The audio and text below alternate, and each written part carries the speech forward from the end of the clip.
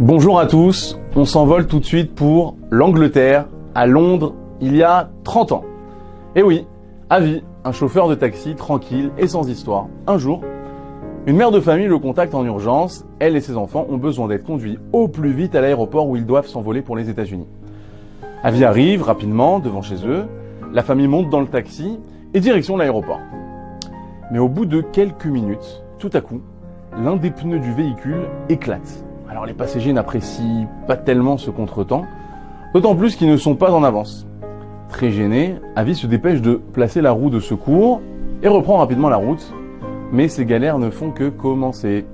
Car à peine 5 minutes plus tard, boum, un autre pneu vient de rendre l'âme au beau milieu de l'autoroute. Et cette fois, Avi n'a plus de roue de secours. 2 pneus crevés en quelques minutes. Quelle malchance! Sa voiture le lâche juste au moment où il a des clients pressés alors qu'elle n'avait jamais eu le moindre problème auparavant. Furieuse, la mère de famille se met à hurler. « Mais qu'est-ce que c'est que cette voiture? Mais vous n'avez pas honte de conduire les gens dans une telle épave? À cause de vous, on va sûrement rater notre vol maintenant !» Alors Avi ne sait plus du tout où se mettre. Maintenant, il est obligé de se rendre à pied à la station de service la plus proche pour acheter un nouveau pneu.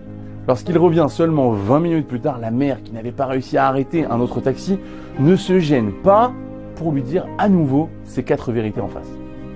Très confus, Avi change le pneu le plus vite possible avant de rouler à toute allure en direction de l'aéroport en espérant rattraper le temps perdu. Alors que l'heure du vol se rapproche, Avi se met à prier Hachem de tout son cœur pour qu'il lui permette d'arriver à temps. Mais il n'est pas encore au bout de ses peines. Peu après, il arrive derrière un camion qui transporte des pierres. Il s'apprête à le dépasser, mais à ce moment-là, le camion freine subitement, plusieurs pierres s'en échappent, elles atterrissent sur le pare-brise de la voiture et le font voler en éclats. Le cauchemar continue pour Avi.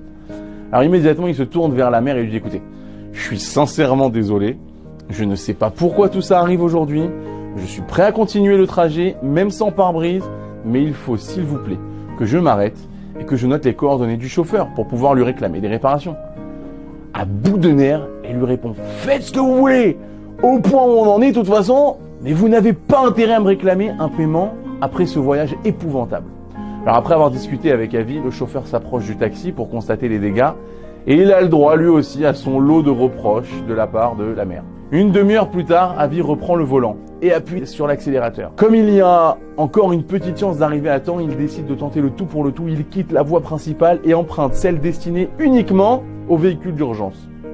Et bien évidemment, en espérant ne pas se faire arrêter, parce qu'il manquait plus que ça. C'est la première fois qu'il commet une infraction au code de la route. Mais après tous ces contretemps, il se dit qu'il n'a plus rien à perdre et que de toute façon, il ne peut plus lui arriver grand-chose. Et là, il ne roule pas depuis 2 minutes qu'il entend déjà une sirène de police derrière lui. Décidément, ce n'est vraiment pas sa journée. Alors après avoir arrêté son taxi, Avi essaye de justifier sa présence sur la bande d'arrêt d'urgence aux policiers, mais aucune de ces explications ne fait disparaître l'expression sévère sur le visage du policier, que ce soit les 2 pneus crevés, le pare-brise détruit ou les morceaux de verre dans la voiture. Il finit par l'implorer « S'il vous plaît, je vous en supplie, laissez-moi partir pour que je puisse enfin conduire cette famille à destination.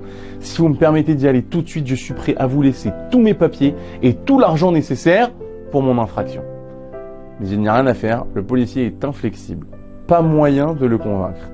Ce n'est que 10 précieuses minutes plus tard qu'il le pénalise d'une contravention salée avant de le laisser repartir.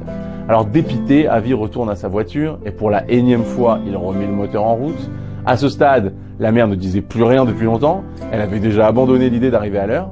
Et finalement, après toutes ces galères, enfin, le taxi arrive à l'aéroport. Mais évidemment, c'est trop tard. L'avion a déjà décollé depuis un bon moment. Alors, Avi sort les bagages, sans dire un mot, il se fait discret. L'atmosphère est pesante. Puis il essaie de trouver un autre vol pour ses passagers. Par miracle, il parvient à leur trouver de la place sur un vol de la compagnie British Airlines qui doit décoller 1 heure plus tard grâce à un ami qui travaille dans cette compagnie. Peu après, Avi quitte les lieux précipitamment. Il n'a pas reçu le moindre centime pour cette course. Mais au moins, la mère de famille n'a pas demandé à être dédommagée et surtout, ce calvaire est enfin derrière lui.